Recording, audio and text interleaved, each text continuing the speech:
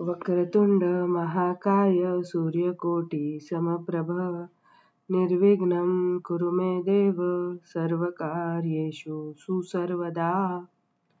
नमस्कार. आज आपण हरिपाठातील 11वा अभंग अभ्यासासाठी घेणार आहोत. तत्पूर्वी आपण आतापर्यंत 10 अभंगामध्ये काय विचार पाहिला तो संक्षिप्त रूपात जाणून घेऊया. तर हरिनामामध्ये आपल्याला हरिनाम कसं घ्यायचं आहे, का घ्यायचं आहे, कुठे घ्यायचं आहे, कधी घ्यायचं आहे आणि ते घेतल्याने काय होतं किंवा ते नाही घेतल्याने काय होतं, ह्या सगळ्याचं विवेचन आतापर्यंतच्या अभंगात आलेलं आहे. यामध्ये की हरी हेच अल्टिमेट ट्रूथ म्हणजे सगळ्याचं अंतिम ध्येय हे हरीचं नामच आहे आणि ते घेतल्याने आणि ते न घेतल्याने पर्वताप्रमाणे पातक म्हणजे खूप मोठं पातक आपल्याकडून होणार आहे. जे काही प्रकांड पंडित असतात, शास्त्रोत्तर जाणतात, ते त्यांचं ज्ञान सुद्धा जर हरिनाम घेतलं नसेल, नुसतं ज्ञानी असून उपयोग नाहीये. तर उपनिषदांमध्ये सुद्धा ज्ञान सांगितलेलं आहे, पण जी साधना करायची, आपल्याला साधना करायची आहे. ज्ञानी झाल्याने वाईट काहीच नाहीये, पण नुसतं ज्ञान मिळणार आहे त्याने आपल्या पापपुण्याचा संचय कमी किंवा जास्त होणार नाही. त्यामुळे जर आपल्याला भगवंत प्राप्ती करायची असेल, आपल्या आयुष्याचं ध्येय हे काय हवं, तर आपल्याला भगवंताची प्राप्ती ही करून घ्यायची आहे. त्यामुळे ते करण्यासाठी एकच मार्ग आहे की जो आपल्याला तिथपर्यंत पोहोचू शकतो, जो आहे हरिनामाचा, नामजपाचा मार्ग माऊलींनी सांगितलेला आहे. तर आता बघूया या अभंगात माऊली काय बरं सांगतात. हरी उच्चारिणी अनंत पाप राशी जातील लयासी क्षण मात्रे. क्षण मात्रे, प्रत्येक शब्द चपकल आणि अगदी समर्पक असं माऊलींनी सांगितलेलं आहे की हरी उच्चार केल्याने काय होणार आहे, तर अनंत पापे, ज्याला अंत नाही तशी जी आपली पापे साचून राहिलेली आहेत, त्या सगळ्याचा नाश करण्याचं सामर्थ्य हे हरि उच्चारणात आहे, हे हरिनामात आहे. नाम घेतल्याने या अभंगामध्ये मुख्यपणे काय काय फायदे होतात किंवा काय काय आपण साध्य करू शकतो यावर प्रकाश टाकलेला आहे. तर बघूया. जातील लयासी क्षण मात्रे, क्षणामध्ये आपली सगळी पाप ही नष्ट होणार आहेत असं माऊली म्हणतात. आता पाप आपण म्हणतो ती कुठल्या प्रकारची कर्म आहेत. या जन्मात केलेलं पाप आहे, मागच्या जन्मात केलेलं पाप आहे. तर हे आपण थोडा कर्माचा संदर्भ समजून घेऊया. कुठल्या कुठल्या प्रकारची कर्म असतात, तर आपल्या आयुष्यात 4 प्रकारची कर्म आपल्या तत्वज्ञानात सांगितलेली आहेत. पहिलं कर्म असतं संचित कर्म. संचित कर्म म्हणजे काय, नावावरूनच कळते. संचित, साठलेलं. साठलेलं म्हणजे काय, तर हा एक मोठा गोडाऊन सारखा आपण म्हणू शकतो की जिथे आपण धान्य साठवून ठेवतो, तशी आपली कर्म ही साठून राहिलेली असतात. तर हा जो सगळा हिशोब आहे तो त्या आत्म्याचा हिशोब आहे. हे फक्त आपल्या या जीवनातलं, या लाईफ टाइम मधलं कर्म नाहीये. हे आपलं पूर्ण आपल्या आत्म्याचं, मागचे किती जन्म आपण घेतलेले आहेत, त्यामध्ये आपण किती पाप केलेली आहेत, किती पुण्य केलेली आहेत, या सगळ्याचा संचय त्या संचित कर्मामध्ये असतो. आणि पुढचं बघितल्यावर मी अजून चांगल्या पद्धतीने सांगू शकते. तर आता आपण असंच म्हणूया की संचित कर्म म्हणजे वेअरहाऊस की गोडाऊन, की जिथे साठा आपला करून ठेवलेला आहे. पुण्याचा पण आहे, पापाचा पण आहे. दोन्ही प्रकारच्या कर्मांचा साठा हा संचित कर्मामध्ये आहे. आता दुसऱ्या क्रमांकाचं कर्म असतं त्याला प्रारब्ध कर्म असं म्हणतात. तर प्रारब्ध कर्म म्हणजे काय, तर जेव्हा आपण एखादा जन्म घेतो, आत्मा हा जन्म घेत असतो वेगळे वेगळे, तर जेव्हा एका पर्टिक्युलर जन्मामध्ये आपण त्या गोडाऊन मधलं किती पाप वापरणार आहोत, म्हणजे किती पापाचं प्रायश्चित्त घेणार आहोत आणि किती पुण्याचा लाभ आपण घेणार आहोत, ते त्याच्या भाषेत क्रेडिट पॉइंट्स, की आपण आपल्याकडे समजा घटकाभराचं समजून चालू की 100 पाप आहेत, 100 पुण्य आहेत, आणि आपण जेव्हा आपण जन्म घेतो तेव्हा भगवंतासोबत आपलं कॉन्ट्रॅक्ट होतं, असं आपण आजच्या भाषेत समजण्यासाठी हे सगळं मी साध्या भाषेत करून सांगते, की 100 पाप आहेत, 100 पुण्य आहेत. त्यातलं आपण असं ठरवलं की मला या जन्मामध्ये बाबा मला 50 भोगायचे, 50 पापाचं फल भोगायचे, 50 चांगलं पुण्याचं भोगायचे. मग जर तसं असेल तर मग काय होणार, की आपल्याला चांगलं घर मिळणार, म्हणजे जे आपण म्हणतो ना की याचं नशीब चांगलं आहे, किंवा म्हणजे काही गोष्टी आपल्या बाबतीत चांगल्या घडतात ज्याच्यामध्ये आपलं काही विशेष म्हणजे योगदान नसतं तरी चांगल्या घडतात, की चांगली शाळा मिळते, किंवा चांगलं स्थळ लवकर मिळतं, किंवा म्हणजे काही कुठल्याच अडसरमध्ये येत नाही, असं आपण म्हणू शकतो की आपलं काही विशेष योगदान नसतं पण आपल्या बाबतीत चांगल्या गोष्टी घडून जातात.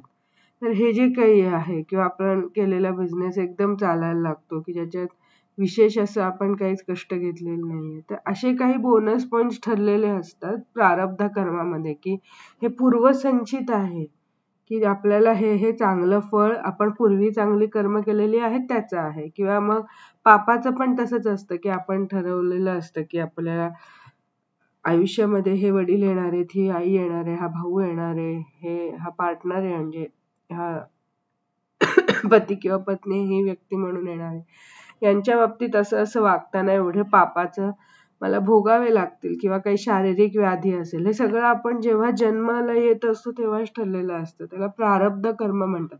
याचा अर्थ आपलं पूर्ण नशीब ठरलेलं आहे, म्हणजे आपलं पूर्ण काय म्हणू शकतो, एक लिहिलं गेलेलं आहे नशीब. आपल्या प्रत्येक दिवसाचा हिशोब लिहिलाय का, की या दिवशी ऑक्टोबर महिन्यात या तारखेला आपण असं करणार आहे. तर असं नाहीये. ती फ्री विल आपल्याला दिलेली आहे भगवंतानी. आपल्याला तिसऱ्या आणि चौथ्या प्रकारच्या कर्मामध्ये आपल्याला ते अजून समजेल. पण दुसऱ्या कर्मामध्ये आपल्याला एक रोडमॅप ठरवून दिलेला आहे. रोडमॅप म्हणजे काय, की 20व्या वर्षी या पापाचं भोगावं लागेल, 25व्या वर्षी हात मोडेल, मग ते या कर्माचं फलित आहे, त्या कर्म म्हणजे हे असं सगळं ठरलेलं हे प्रारब्ध आहे. पण आता तिसरं बघूया, म्हणजे अजून चांगलं कळेल. तिसरा जो प्रकार आहे तो आहे क्रियामण कर्म. आता याच्यामध्ये काय, क्रियामण कर्मामध्ये आपण आत्ताचे जे लाईफ टाईम जगतो आहोत, आपण आलो, आपल्याकडे आपल्या कर्माचं काय आहे, संचित कर्म आहे. आपल्या नावाचं एक गोडाऊन आहे भगवंताच्या ठाई, वैकुंठामध्ये आपल्या नावाचं एक बॉक्स आहे ज्याच्यामध्ये पाप पुण्य ठरलेलं आहे. त्याच्यातून आपण थोडं दोन्हीचं घेऊन आलो, की ठीक आहे बाबा, या जन्मात मला असं पण होऊ शकतं, आपण म्हणू शकतो भगवंताला मला 90 पुण्याचंच भोगायचंय बरं का यावेळी, आणि 10 फक्त पाप, म्हणजे थोडासाच त्रास मला भोगायचा, मला सगळं माझं वापरून घ्यायचं.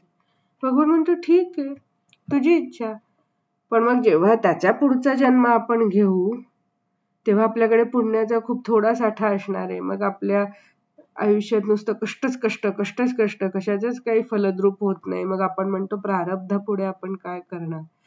ते जे प्रारब्ध आहे ते हे आहे दुसऱ्या प्रकारचं कर्म, की आपला जो पूर्वसंचय झालेला आहे त्याच्यातला थोडासा भाग घेऊन आपण आपल्या कार्डवर लिहून येतो, की या जन्मी मी एवढं पापाचं फल आणि एवढं पुण्याचं फल घेऊन खाली येतोय. त्यामुळे त्याला कोणीच हात लावू शकत नाही. भगवंताच्या साईंनी जे सील झालेलं आहे, की या जन्मात तुम्हाला एवढं भोगायचंच आहे. मग तुम्ही या जन्मात कितीही नामजप करा, तुम्ही कितीही भगवत प्राप्ती करा, तरी ते जे कार्डवर तुम्ही लिहून आलेलं आहात, की एवढं पापाचं फल मी भोगणार आहे, ते भोगावंच लागतं. त्यामुळे आपण बघत असतो, किंवा आपल्या मनात कधी कधी विचार येत असतात, की मोठे मोठे सद्गुरू असतात, सज्जन असतात, त्यांना काहीतरी शारीरिक व्याधी होतात, किंवा त्यांची प्रकृती अस्वस्थ होते. मग आपण म्हणतो की तेवढं देवाचं करतात, तेवढे सद्गुरू आहे, तेवढे मोठे, मग त्यांना का बरं असा त्रास, ते का नाही ते बरं देवाला सांगू शकत, की मला असा रोग आणू नका, किंवा मला अशा व्याधी देऊ नका.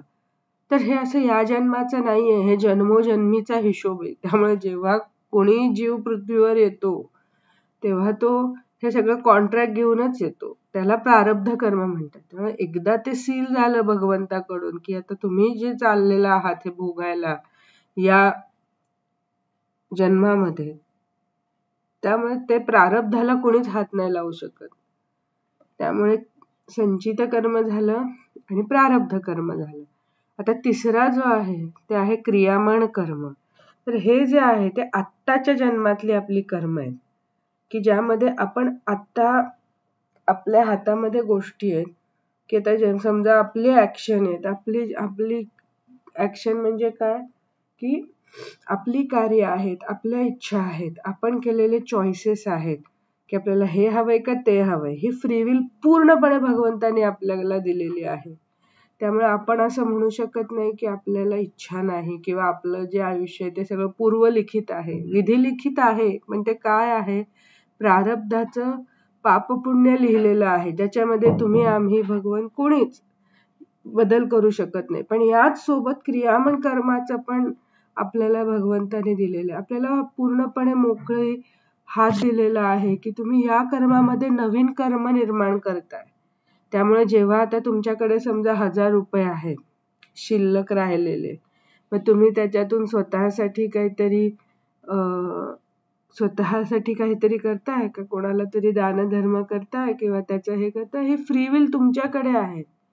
किंवा म्हणजे पैशांचं पण जाऊ द्या, तुमच्याकडे समजा मोकळा वेळ आहे 1 तास, त्यामध्ये तुम्ही युट्यूबवर विकसले तरी गाण्यांचे व्हिडिओ बघत बसताय का भगवंताचं काहीतरी वाचताय किंवा चिंतन करताय किंवा काय, म्हणजे ही जी फ्री विल आहे ही क्रियामण कर्मात येते. फ्री विल म्हणजे काय की तुम्हाला मोकळी इच्छा म्हणजे भगवंताने असं आपल्याला पूर्णपणे रोबोट सारखं बनवलेलं नाही की नाही आता तुम्ही हे करा, आता हे करा, आता हे करा, नाही. आपल्याला पूर्णपणे काय म्हणू शकतो, फ्रीडम किंवा स्वातंत्र्य दिलेलं आहे भगवंताने की तुम्हाला काय करायचं आहे, ज्याने तुम्ही तुमचं कर्म ठरवताय. तुम्ही कर्म जोडताय का कर्माने पुण्य जोडताय का पाप जोडताय, याची स्वातंत्र्य भगवंताने या जन्मात दिलेलं आहे. ते आहेत क्रियामण कर्म, जी आपण आपल्या ह्यानी निवडू शकतो आपल्या इच्छेनुसार. ती इच्छा जी आहे, जी आपलं आत्ताचं आणि भविष्याचं जीवन बनवू शकते, त्याला क्रियामण कर्म म्हणतात. आणि चौथी असतात ती आगामी कर्म असतात. आगामी कर्म म्हणजे काय, आगामी म्हणजे फ्युचर, भविष्यातली. तर भविष्यातली जी कर्म आहेत त्याचे जे काही आपण म्हणू शकतो आत्ताच्या आपल्या कार्यामुळे त्याचं निर्माण होऊ शकतात, अशी जी काही कर्म आहेत त्याला आगामी कर्म म्हणतात, जे आजच्या आपल्या वागण्यावर पूर्णपणे अवलंबून असतात. की त्याच्यामध्ये आपण म्हणतो ना की असं होऊ शकतं, आणि मग ती म्हणजे जोपर्यंत ती आगामी आहे ती त्या संचित कर्मामध्ये जोडली गेलेली आहे. त्यामुळे काय म्हणू शकतो, आगामी कर्म किंवा भविष्य कर्म जी आहेत ती आता संचित कर्म जी आहेत, जे आपला साठा आहे त्याच्यामध्ये जमा झालेली आहेत. की आता आज आपण असं केलेलं आहे, त्यामुळे जो आपण क्रियामण कर्मामध्ये क्रिया करतो किंवा जे निवड करतो त्यामुळे जी कर्म निर्माण होणारी आहेत ती आगामी कर्म आहेत. पण ती आत्ता तरी संचितामध्ये जाऊन ठेवलेली आहेत, पण ती नवीन म्हणजे जी होणारी आहेत भविष्यातली आहेत. तर यामध्ये जे माऊली म्हणतात की अनंत पाप ही लयाला जाणार आहेत. तर ती कुठली पाप लयाला जाणार आहेत असा जर प्रश्न तुम्ही मला विचारला, तर ही जी पाप आहेत ही जी आपला बॉक्स आहे, लॉकर आहे, आपलं रेकॉर्ड आहे भगवंताकडे वैकुंठात, तर त्याच्यामधलं जे काही पापाचा बॉक्स आहे किंवा पापाचं रकाना आहे तो रिकामा होणारे आपण नामजप केल्यावर. त्यामुळे आपल्या कर्माचं, आणि काही लोकांना असं वाटतं किंवा इव्हन आपल्या सगळ्यांनाच असं वाटतं की आता कर्म ही इंग्लिशमध्ये पण आता हा शब्द वापरतात, इट्स युअर कर्मा असं म्हणतात. म्हणजे काय की थोडासा वाईट अर्थानेच म्हणतात किंवा आपण असं म्हणतो ना कर्म माझं, म्हणजे माझ्या कर्मानीच हे झालेलं आहे, की जसं म्हणजे माझा म्हणायचा उद्देश असा आहे की जशी वाईट पापाचं म्हणजे पापाची जे फल असतं, आपल्या कर्माचं फळ हे बऱ्याचदा बऱ्याच अंशी वाईट हेतूनी किंवा काय म्हणू शकतो म्हणजे असं पुण्याचं फळ त्याला कर्माचं फळ असं नाही म्हणत. कर्माचं फळ हे बऱ्यापैकी म्हणजे आपलं वाईट कर्म आहे त्याचं आपल्याला भोगावं लागतं त्याला कर्माचं फळ असं बोलतात. पण आपल्याला दोन्हीचं भोगायचं असतं. की जर आपण खूप पुण्य केलं त्याचं पण आपल्याला फळ मिळत असतं. आपण खूप दानधर्म केले, आता छान हे समजता येईल. आपण खूप दानधर्म केले तर त्याचे आपल्याला पॉइंट्स मिळत असतात जे पुण्याच्या रकान्यात भरले जात असतात. पण ते पण एक कर्मच आहे. म्हणजे आपल्याला समजा आता याच्या पुढचा जन्म घ्यायचा आहे तर आपल्याकडे एक समजा 200-300 पुण्य जमा होतील आणि पाप समजा 80 जमा होईल. मग आपला जो पुढचा जन्म असेल तो सुखाचा होईल. आपण एकदम श्रीमंत घरात जन्माला येऊ, आपल्याला काहीच कमी पडणार नाही, सगळं सुरळीत होईल, काहीच नाही, काहीच प्रॉब्लेम नाही, सगळं चाललेलं आहे छान.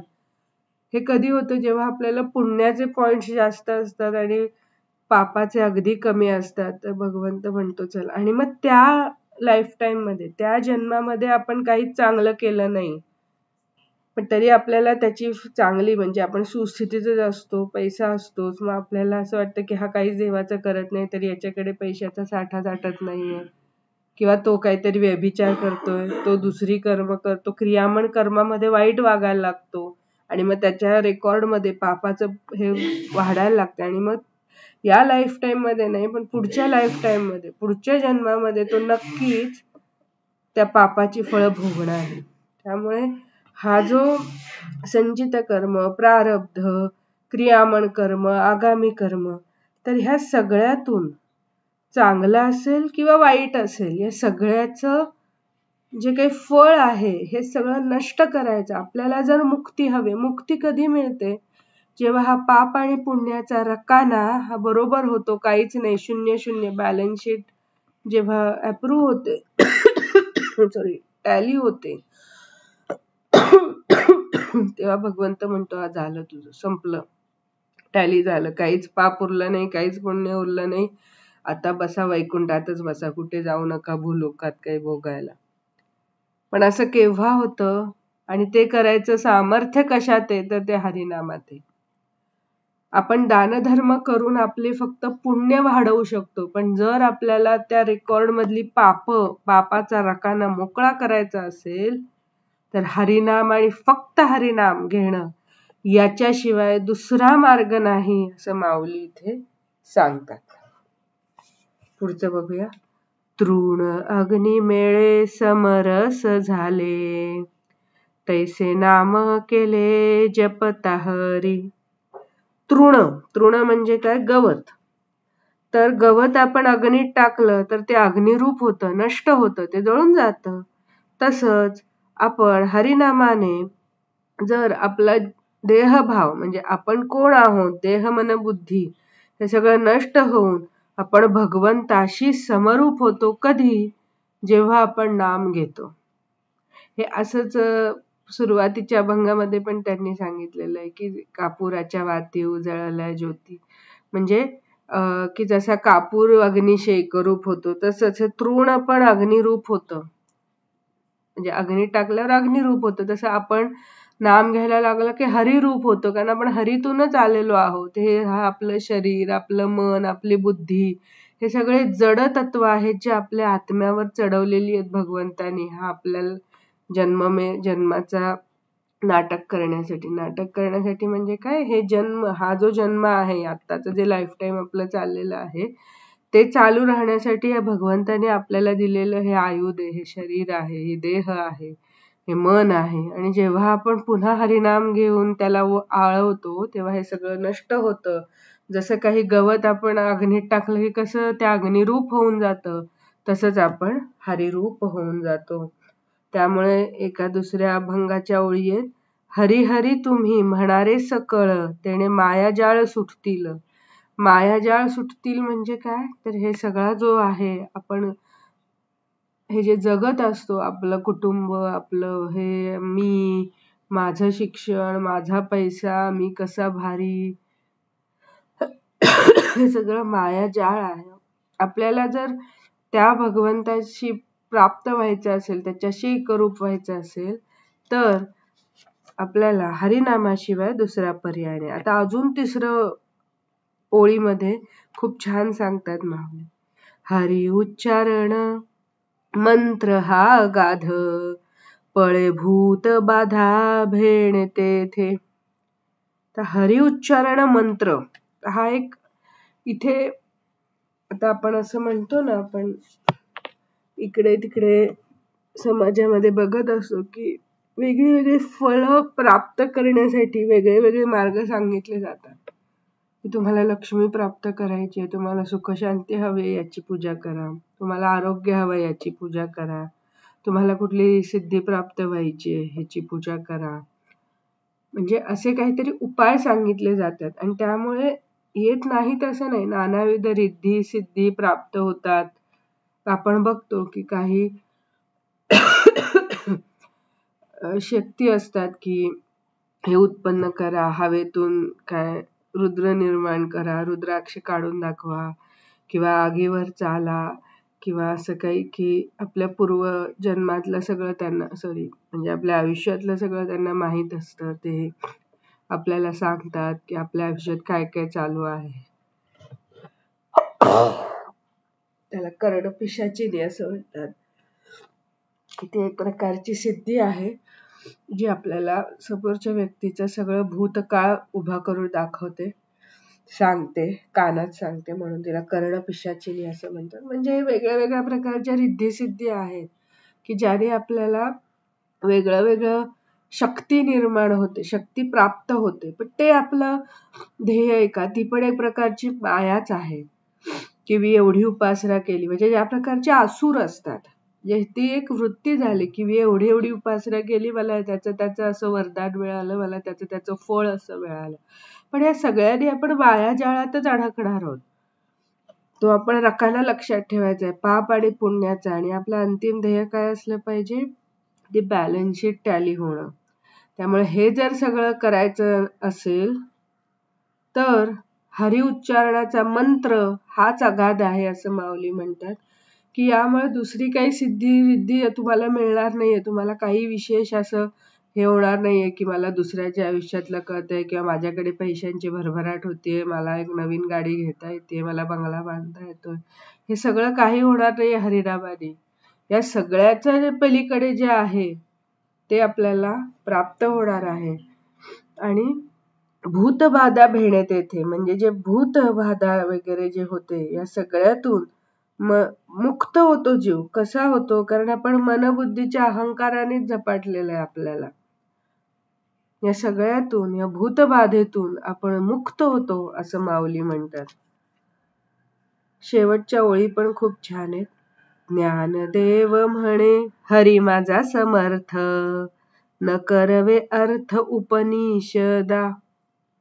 की उपनिषदांमध्ये सुद्धा काय सांगितलेलं आहे? हेच सांगितलेलं आहे, हेच ज्ञान आहे की तुम्हीच आहात. तो आत्मा तुमचा जो आहे तो परमात्म्याचाच अंश आहे. तुम्ही स्वतःला ओळखा, तुम्ही स्वरूपाला ओळखा. देह मन बुद्धीच्या पलीकडे जाऊन जो आत्मा आहे, तो मी आहे, जो अमर आहे, त्या बोधावर या. हेच उपनिषदांमध्ये सांगितलेलं आहे.